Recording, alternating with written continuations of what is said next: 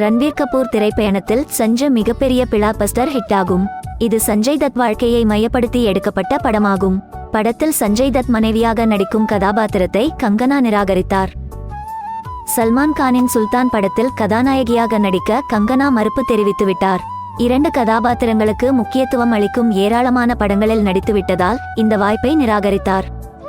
சல்மான் கானுடன் ஜோடி சேரும் மற்றொரு வாய்ப்பையும் கங்கனா நிராகரித்தார்.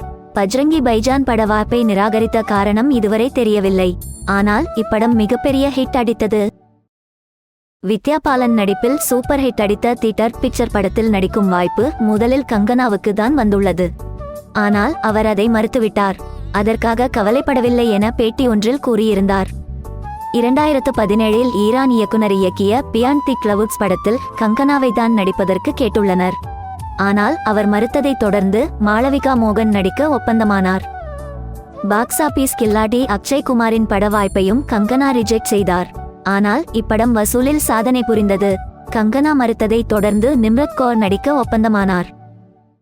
ஷாருக் கானின் 0 படத்தில் நடிக்கும் வாய்ப்பையும் கங்கனா மறுத்துவிட்டார். பிறகு கத்ரீனா கைஃப் மற்றும் அனுஷ்கா சர்மா முக்கிய ரோலில் நடித்தனர்.